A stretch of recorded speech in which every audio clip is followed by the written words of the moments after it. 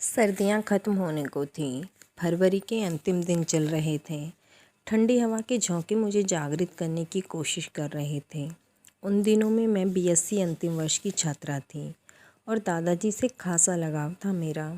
यह लगाव क्यों था, इस सवाल का जवाब तो मैं अब तक भी नहीं ढूंढ पाई, किंतु उनके प्रति मेरे इस लगाव में रत्ती भर भी स्वार्थ नहीं था। यह पूर्णतः सत्य है।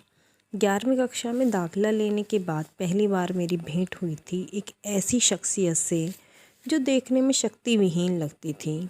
लगता था कि इस उम्र में कोई इंसान सिर्फ दूसरों के भरोसे दिन काट सकता है, किंतु जीवन जीने का जज्बा उसके अंदर नहीं हो सकता।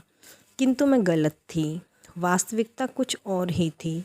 वह इतना सामर्थ्य रखते थे कि रोते को हंसा दें। उनके अंदर वह शक्ति थी कि वह एक कमज़ोर विद्यार्थी के साथ अपना आधा दिन सहज ही माता पच्ची में खपा देते और उसके बाद भी इतने ही तरोताज़ा दिखाई देते कि जैसे अभी पूरी तैयारी के साथ दूसरों के लिए समय की खान खोद देंगे।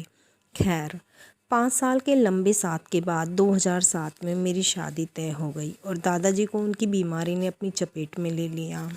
बावजूद इसके मेरे घर फ़ोन की घंटी बजी, जिसे मेरी छोटी बहन ने उठाया। दूसरी तरफ से एक गहरी सी आवाज़ आई, क्या आपके घर में कोई शादी है? मेरी बहन का जवाब हाँ में था।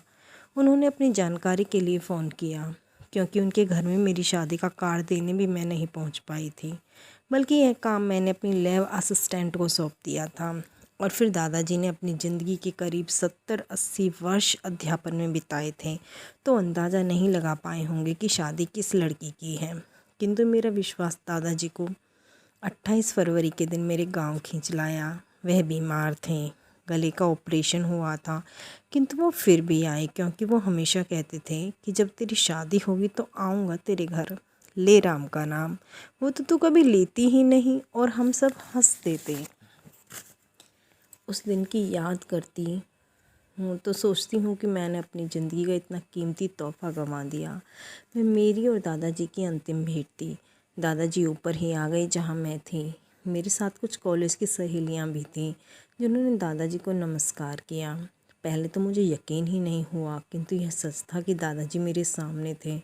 मैंने उन्हें हाथ जोड़कर नमस्ते कहा और उन्होंने हमेशा की तरह सिर्फ एक ही बात कही, ले राम का नाम, वो तो तू कभी लेती ही नहीं है। और सारा कमरा ठहाकों से गूंज उठा।